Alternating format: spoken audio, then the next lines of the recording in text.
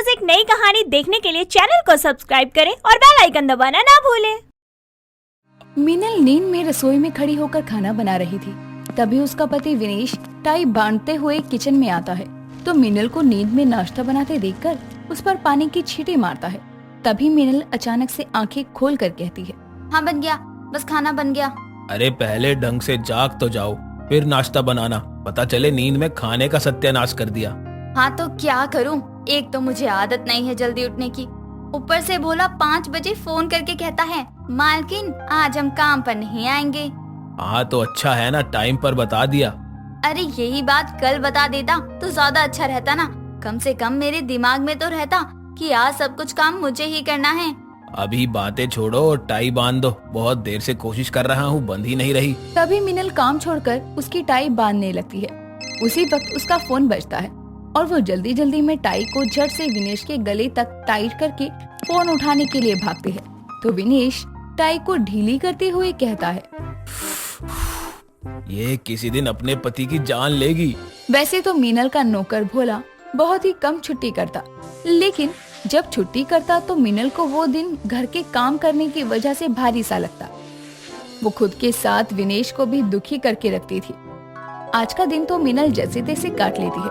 अगले दिन जब दूध की थैली के साथ वो घर में आता है तो सामने मीनल को खड़े देखकर एकदम से चिल्लाते हुए कहता है, अरे मोरी मैया, आपने तो हमका डरा ही दिया था मालकिन, काहे लाने ऐसे खड़ी हो। खबरदार जो आज के बाद काम पर नहीं आया तो। अरे मालकिन आप तनिक देर बैठो, इस बात पर हम चाय पे चर्चा करते हैं बाद में। मीनल भोला को फिर घूरने लगती है। तभी भोला सामने देखते हुए रसोई की तरफ चला जाता है। कुछ देर में भोला दोनों के लिए गर्मा गर्म चाय बना कर लाता है और उनको देते हुए कहता है, चाय पीजिए मालकिन, ताजगी आ जाएगी। अब मस्का लगाकर चाय मत पिला। देख भोला, तुझे पहले ही बता रही हूँ, अगर तुझे छुट्टी पर जाना हो तो अपनी जगह किसी और को काम के लिए भेज दिया कर ताकि मुझे परेशानी ना हो। अरे तुम तो ऐसे बात कर रही हो जैसे भोला का परिवार खानदानी नौकरों का ही है।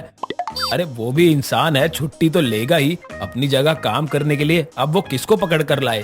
अरे आपकी बातों के चक्कर में हम भूल ही गए, बगीचे में पौधों में पानी भी देना है। इतना कहकर भोला वहाँ से चला जाता है। ऐसे ही समय बीतता है। भोला ना सिर्फ अच्छा और मेहनती नौकर था बल्कि वो स्वभाव से भला था। मीनल के अड़ोसी पड़ोसियों में भी उसकी अच्छी खासी जान पहचान थी। सब कुछ ठीक ठाक चल रहा था। एक सुबह करीब 6 बजे मीनल के दरवाजे पर दस्तक होती है और लगातार घंटी की आवाजें आने लगती है। तभी मीनल की नींद टूटती है और वो गुस्से में कहती है, ये भोला भांग पीकर आया है क्या? क्यों बार बार बेल बजा रहा है? अरे आ रही हूँ। मीनल उबासी लेते हुए दरवाजे पर जाती है और दरवाजा खोलकर अंगड़ाई लेकर कहती है, भोला तू पगला गया है क्या? भोला नहीं, हम हैं बिंदिया, चुराए सबकी निंदिया। बिंदिया को देखकर मीनल अपनी आंखों को मसलती है और उसे घूरते हुए कहती है, कौन हो तुम? और ये समय तो भोला के आने का होता है। हाँ तभी तो हम आए हैं यहाँ। पर तुम कौन हो? आपके नौकर की घर वाली। इतना कहकर बिंदिया मीनल को साइड करते हुए अंदर चली जाती है और बिंदिया सामने से आ रहे विनेश से टकरा जाती है। विनेश उसे अपनी बाहों में संभाल लेता है। तभी मीनल सर खुजाती हुई आती है और अपने सामने का नजारा देखकर कहती है, ये क्या है? अरे दैया, गई हमारी कमरिया। इससे पहले कि मीनल कुछ कहती उसका फोन बजता है और वो गुस्से में फोन उठाकर कहती है, हेलो कौन है? मालकिन हम बात करें भोला, आप चिल्ला काहे रही हैं? तुम फिर से आज काम पर नहीं आने वाले इसलिए फोन कर रहे हो क्या? अरे आज ही नहीं मालकिन, बल्कि आज से पूरे 1 महीने तक हम काम पर नहीं आएंगे। वो का है ना, हम गांव जा रहे हैं। लेकिन आप चिंता मत कीजिए, हमको आप लोगों की बहुत फिक्र है। हम अपने घरवाली को भेज दिए हैं। का वो अब तक आई नहीं का? अरे इसे भेजने की क्या जरूरत थी? मालकिन आप ही तो बोली थी कि अगर तुम काम पर ना आ पाओ तो अपनी जगह किसी और को भेज देना। तो हम भेज दिए ना अपने जोरू को। बिंदिया सारा काम संभाल लेगी अच्छे से। अच्छा मालकिन हम रखते हैं, वरना इसी तरह बतियाते रहे ना तो हमारी ट्रेन छूट जाएगी। मीनल आगे कुछ बोले उससे पहले ही भोला फोन कट कर देता है और बिंदिया की चाल ढाल और अतरंगी फैशन देखकर मीनल मन में कहती है, चलो नौकर ना सही तो नौकर की घरवाली से ही काम करवाना होगा। और वैसे भी मुझे काम से मतलब है। मीनल भोला की घरवाली को काम समझाकर फ्रेश होने के लिए चली जाती है। कुछ देर में बिंदिया बढ़िया सा नाश्ता बनाकर सभी को परोसती है, जिसे खाते ही विनेश कहता है, अरे आज का नाश्ता तो मुझे किसी दावत से कम नहीं लग रहा। वाह, भोला की कमी तो महसूस ही नहीं हो रही। हमरे हाथों में जादू ही ऐसन है। आपको पता है, पूरे 56 प्रकार का खाना बना सकते हैं हम अकेले ही। अपने इनको भी तो हमें ही सिखाए हैं। वो सब तो ठीक है, लेकिन बिंदिया, खाना बनाने के अलावा और भी काम है, जाओ उन्हें कर लो। और आप पेट भर गया हो या और ठूसेंगे? नहीं, बस निकल ही रहा हूँ। मीनल के डर से विनेश जल्दी से नाश्ता करके ऑफिस के लिए निकल जाता है। अब बीतते समय के साथ बिंदिया का नया रूप देखने को मिलता है। एक रोज बिंदिया घर में वाइपर से पोछा लगा रही थी। तभी पड़ोस में रहने वाली कामिनी वहाँ चप्पल पहनकर चली आती है, तो बिंदिया वाइपर को पटकते हुए कहती है, अरे अरे तनिक ठहरो, कहाँ मटकती हुई चली जा रही हो? घर के बाहर से आवाज नहीं दे सकत होगा? हाय हाय, देखो तो कैसे बात कर रही है। मीनल बहन, ओ मीनल बहन। अरे मालकिन को का आवाज लगाती हो? हमसे बात करो पहले। और ये जो फरस पर अपने पैरों का छाप छोड़ी हो ना, उसको अभी के अभी साफ करो। अरे ये नौकरानी, कुछ ज्यादा जुबान नहीं चल रही है तेरी? तेरे काम मैं क्यों करूं? ए, हम इस घर के नौकर की घरवाली हैं, नौकरानी नहीं समझ। और बिंदिया नाम है हमरा। अच्छा, तो तू है भोला की घरवाली। अब नौकर की पत्नी नौकरानी नहीं तो क्या सेठानी होगी? और तमीज से बात कर मुझसे, मैं तेरी मालकिन की पड़ोसन हूँ। तो का तो हम अभी बतावत है। इतना कहकर बिंदिया पड़ोसन कामिनी के बाल पकड़ लेती है, जिसके बाद दोनों में झड़प हो जाती है। तभी बाहर से मीनल आती है और दोनों को लड़ाई करते हुए देखकर उन्हें अलग करवाती हुई कहती है, ये सब क्या हो रहा है? एक पल को तो लगा कि कहीं मैं किसी और के घर में तो नहीं आ गई। मीनल बहन, ये तुम्हारी नौकरानी? फिर नौकरानी? अभी देंगे कान के नीचे दो रख कर। मेरा मतलब नौकरानी के घर वाली। पागल है, पूरी पागल। भोला को वापस बुला लो, वरना ये तुम्हें भी पागल कर देगी। अरे पर सुनो तो। अरे कामिनी ये बोलते हुए वहाँ से निकल जाती है और बिंदिया भी पैर पटकती हुई रसोई में चली जाती है। बिंदिया का ऐसा गुस्से वाला रूप तो मीनल ने पहली बार देखा था। अगले दिन पानी का बिल देने के लिए एक लड़का मीनल के दरवाजे को खटखटाता है। तभी बिंदिया दरवाजा खोलती है। हाँ भैया, तुमको क्या चाहिए? कुछ चाहिए नहीं, बल्कि मैं देने आया हूँ। अच्छा, ऐसा भी का देने आए हो? पानी का बिल। ये विनेश जी का घर है ना? नहीं तो, ये तो हमारी मालकिन का घर है। मतलब ये विनेश जी का घर नहीं है? बहरे हो या कान में रुई ठूस कर आए हो? बोले ना, ये हमारी मालकिन का घर है, निकलो यहाँ से। अब बिंदिया को अपने मालिक का नाम पता नहीं था, इसीलिए वो पानी का बिल देने आए आदमी को वहाँ से भगा देती है। और ठीक एक हफ्ते बाद जब मीनल अपना मुंह धो रही थी, तभी अचानक से पानी चला जाता है।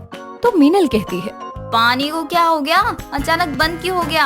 अब मीनल, बाथरूम में पानी नहीं आ रहा, देखना तो जरा। कहीं मैं पानी का बिल भरना तो नहीं भूल गई? बिंदिया से जाकर पूछती हूँ। तभी वो रसोई में जाकर बिंदिया से पानी के बिल के बारे में पूछती है। तो बिंदिया उसे कहती है, मालकिन आया तो रहा, लेकिन वो किसी विनेश का नाम लेत रहा तो हमने भगाई दिया। अब आपका नाम तो लिया ही नहीं। अरे विनेश, तेरे साहब का ही नाम है बिंदिया।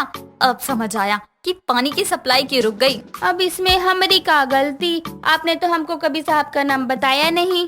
हाँ, गलती तो मेरी ही है, जो मैंने भोला को अपनी जगह किसी और को काम पर लाने के लिए कहा और वो अपनी घरवाली को छोड़कर गया। मीनल तो मानो बिंदिया की हरकतों से परेशान हो गई थी, लेकिन अब भी 1 महीना पूरा होने में 2 दिन का समय था। अब मीनल अपने नौकर की घरवाली को किसी तरह 2 दिन और झेलती है। फिर कहीं जाकर उसके नौकर के आने के बाद उसे शांति मिलती है। विमला अपने 5 बहुओं अनीता बड़ी बहू, निधि दूसरी बहू, साक्षी तीसरी बहू, देविका चौथी बहू, नीता 5वीं बहू को अपने कमरे में बुलाती है और उन सबको अपना पुश्तैनी हार दिखाते हुए बोलती है, अरे अब तक मैंने तुम 5 को अपना पुश्तैनी हार नहीं दिखाया। ये देखो, ये है हमारा पुश्तैनी हार। ये मेरी सास की सास के सास से चलता आ रहा है और मेरी सास ने मुझे दिया था। अब मैं सोच रही हूँ तुम 5 में से ये हार किसे दूं? माँ जी, मैं इस घर की बड़ी बहू हूँ ना, तो इस कायदे से तो ये खानदानी हार मुझे ही मिलना चाहिए। और आपने यह हार आज तक मुझे नहीं दिखाया। तुझे अभी तक इसीलिए नहीं दिखाया क्योंकि ये हार खानदानी है। अपनी 5 बहुओं को एक साथ दिखाना था मुझे। कोई बात नहीं माँ जी, अब तो दिखाई दिया है और दिखा दिया है तो दे भी दो। बड़ी बहू मैं हूँ, ये हार पर बस मेरा हक बनता है। अरे ऐसे कैसे? आप बड़ी बहू हो लेकिन घर की इकलौती बहू नहीं हो। यहाँ आपके पीछे और भी 4 बहू हैं। अरे बहू है तो क्या करूँ, तुम लोगों से पहले आई थी मैं इस घर में, और ये हार इतना सुंदर है तो मुझ पर ही अच्छा लगेगा ना ये। अच्छा जी, ये आप पर अच्छा लगेगा? सपने में हो क्या? ये तो मुझ पर ही अच्छा लगेगा। इसे देखा है? ये ऐसा लग रहा है जैसे ये मेरे लिए ही बना है। 1 मिनट, ये किसी के लिए भी बना हो लेकिन मिलेगा मुझे ही, क्योंकि माँ जी की सबसे चहेती बहू मैं ही हूँ, इसीलिए मुझे ही देंगी माँ जी ये खानदानी हार। क्यों माँ जी? लो कर लो बात माँ जी, इनका दिल रखने के लिए इन्हें चहेती बोल देती थी, और ये है कि खुद को सच में चहेती मान रही हैं। ये बात तो घर में सबको पता है कौन है चहेती, है ना माँ जी? मैं हूँ ना आपकी मनपसंद बहू। नहीं, तुम चारों में से कोई नहीं है। जब तुम थे भी नहीं इस घर में तब से मैं माँ जी की चहेती हूँ। भले ही तुम लोग आ गए हो तो क्या हो गया, माँ जी मुझे मानती हैं। और देख लेना, माँ जी यार मुझे ही देंगी, क्योंकि माँ जी को अच्छे से पता है क्या चीज किसे देनी चाहिए। माँ जी ये खामखा बहम पाल रहे हैं। माँ जी मुझे खास अपने गांव से पसंद करके अपने बेटे के साथ शादी करके लाई हैं, तो मैं हुई ना माँ जी की मनपसंद बहू। चुप करो सब। मैंने क्या बात के लिए बुलाया था और तुम लोग क्या बहस लेकर बैठ गए? सारे चुप हो जाओ। लेकिन माँ जी अब हार है तो ये तो तय करना पड़ेगा ना कि ये किसे मिलेगा। हाँ माँ जी। हाँ पता है मुझे, मैं तुम्हारी सास हूँ, तुम मेरी सास नहीं। जाओ अपने कमरे में, मैं देख लूंगी किसे देना है और किसे नहीं। बस हार दिखाया ही है और झगड़ा शुरू कर दिया। रहने दो, मैं खुद तय करूंगी किसे देना है ये हार। विमला पांचों की ऐसी बहस देखकर सबको वहां से भगा देती है, लेकिन अब तो हार 5 बहुओं की नजरों में आ ही गया था। तो अब 5 बहुएं लग जाती हैं अपनी अपनी तैयारी में कि विमला से वो हार उन्हें कैसे मिल जाए। 5 अपनी अपनी कोशिश में लग जाती हैं विमला को खुश करने की। तभी अनीता के पास निधि जाती है और अनीता से बोलती है, दीदी मैं क्या बोल रही हूँ, हम दोनों पहले आए हैं ना, तो हमें ये हार मिलना चाहिए। अब ये अच्छा थोड़ा ना लगेगा कि ये तीनों हम दोनों के बाद आए हैं और माँ जी इन तीनों में से किसी को हार दे दें। हाँ बात तो तुम सही बोल रही हो, लेकिन हम कर भी क्या सकते हैं? माँ जी भी यही तय करेंगी ना कि ये हार किसे देना है, और मैं भी यही बोलूंगी कि ये हार हम दोनों में से किसी एक को मिलना चाहिए। दीदी हम ऐसा क्यों नहीं करते?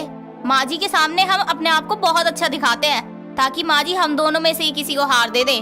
हाँ ये तो सही बोल रही हो तुम। यहाँ ये दोनों साथ में मिलकर विमला को खुश करने में लगी थी, तो वहाँ देविका और नीता भी यही सोचकर विमला के आगे पीछे जी हुजूरी करने में लग गई थी। अब साक्षी जो अकेली ही विमला के आगे पीछे किए जा रही थी, लेकिन 5 बहुओं की लगातार कोशिशों के बाद भी विमला खुश नहीं हो रही थी और ना ही किसी को हार देने के लिए मान रही थी। ऐसा कई दिनों तक चलता ही रहता है और हार को लेकर बहुओं में आपसी शीत युद्ध होता ही रहता है। कोई सामने से कुछ बोलता नहीं, लेकिन पीठ पीछे जरूर बोलता था। कुछ दिनों बाद विमला को अपने नजदीक के रिश्तेदार की शादी का न्योता आता है और विमला अपनी 5 बहुओं को बुलाती है और बोलती है, अरे सुनो, तुम सब तैयार हो जाओ। वो तुम लोगों की काकी है ना, उनकी बेटी की शादी है तो सबको बुलाया है। तैयार हो जाओ, वहीं जाएंगे। हाँ ठीक है, मैं अच्छे से तैयार हो जाती हूँ। माँ जी वो खानदानी हार दे देना, मैं आज वही हार पहन कर जाऊंगी। लोग भी बोलेंगे कि आपने कितना अच्छा हार दिया अपनी बहू को। हाँ हाँ दे दो माँ जी अपनी बहू, जो सबसे पहले आपकी बहू बनी थी, मतलब मैं। लोग देखेंगे यही बोलेंगी कि आपने अपनी बड़ी बहू को कितना सुंदर हार दिया है। नहीं माँ जी, ये हार आप मुझे ही देना, मैं ये शादी में पहन कर जाऊंगी हार। अच्छा, अभी तक माँ जी ने किसी को दिया नहीं ये हार, तो आप लोग कहाँ से आ गई? ये हार माँ जी मुझे ही देंगी और मैं ही पहनूंगी। माँ जी अब आप ही बताओ, ये हार आज कौन पहन कर जाएगा? तुम लोगों में से कोई ये हार नहीं पहनेगा। मैंने किसी को बोला क्या ये हार पहनने के लिए? नहीं ना, तो फिर किस बात पर बहस हो रही है यहाँ? लेकिन माँ जी अब हमारा खानदानी हार है ये, शादी में तो इसे ही पहना जाएगा ना, तो आज किसी का पहनना तो बनता है। हाँ पहना जाएगा, और ये हार आज मैं पहन कर जाऊंगी, क्योंकि तुम लोगों की बहस ही नहीं खत्म होती। माँ जी मैंने बोल दिया ना, समझ नहीं आ रहा है? जाओ अब सब तैयार हो जाओ, ये हार मैं पहन कर जाऊंगी। विमला अपना खानदानी हार खुद ही पहनकर चली जाती है शादी में और अपनी किसी भी बहू को वो हार नहीं देती है। कई दिनों तक ऐसा ही चलता रहता है। तो एक दिन जब विमला काम से बाहर गई होती है, उसकी 5 बहुएं घर में बैठी हुई होती हैं। और तभी चारों छोटी बहुएं एक साथ अनीता के कमरे में जाती हैं और अनीता से नीति बोलती है। दीदी, ऐसे तो माँ जी हम पांचों में से किसी को भी हार नहीं देंगी। उस दिन भी खुद ही शादी में पहनकर चली गई थी। हाँ, क्योंकि ना माँ जी वो हार हम में से किसी को पहनने दे रही हैं और ना ही बता रही हैं कि ये हार किसे देंगी वो। मुझे तो लगता है ऐसे ही चलता रहेगा, क्योंकि मुझे नहीं लगता अब माँ जी वो हार हम में से किसी को देंगी। आप ही बताओ ना, ऐसा भी क्या करें कि वो हार कम से कम हम में से किसी एक को तो मिले। मैं भी वही सोच रही हूँ कि क्या करें, क्योंकि माँ जी हार देने से तो रही और वो हार इतना सुंदर है कि हम सबको एक बार तो हार चाहिए। दीदी, हम माँ जी के कमरे से हार चुरा लेते हैं। माँ जी वैसे भी हमें देती ही कहाँ है, बोल देंगे, हमें क्या पता। हाँ, ये सही रहेगा। माँ जी के कमरे से हार चुरा लेते हैं, एक एक करके पहन लेंगे जिसको पहनना होगा। ठीक है। पांचों बहुएं आपस में बात करके रात विमला के कमरे में जाती हैं और उसकी गैर हाजिरी में वो खानदानी हार ले लेती हैं और वो हार छुपा लेती हैं। जब विमला वापस घर आती है और उसे वो हार नहीं मिलता है तो वो अपनी पांचों बहुओं को बुलाती है और सबसे पूछते हुए बोलती है, मेरा हार किसने लिया मेरी अलमारी से? क्या वो हार नहीं मिल रहा माँ जी? मैं तो पहले ही बोल रही थी कि वो हार आप हम में से ही किसी को दे देते, लेकिन आप तो हमारी सुनते ही नहीं हो, ना आपने हमारी सुनी। लो, अब वो हार ही चोरी हो गया। इससे अच्छा आप वो हार हमें दे देती, कम से कम हार तो बचा रह जाता ना। हाय राम, कितना अच्छा हार था वो। मैंने तो एक भी बार वो हार पहनकर भी नहीं देखा। माँ जी कम से कम मुझे एक बार पहनकर इच्छा तो पूरी करने देते। मैं तुम लोगों से पूछ रही हूँ, कहाँ गया? जब तक मैं यहाँ थी तब तक तो कहीं नहीं गया। मेरे जाने के साथ क्या हार के भी पैर लग गए? माँ जी, आप तो हमें हार के पास भी नहीं आने देती हो, तो हमें कैसे पता होगा हार कहाँ गया? कोई बात नहीं, मत बताओ वो हार कहाँ है, लेकिन मुझे पता है। तुम सबको अभी बता देती हूँ, तुम लोगों ने हार चुराया है वो नकली है, क्योंकि असली हार मेरे पास है। क्या? हाँ, मुझे पता था तुम लोग हार लेने जरूर आओगे, इसलिए मैंने पहले ही असली हार छुपा दिया था। तुम में से कोई उस हार के काबिल नहीं हो, इसलिए वो हार किसी को नहीं मिलेगा। अब वो हार मैं अपने पोते की बहू को देकर जाऊंगी। क्या?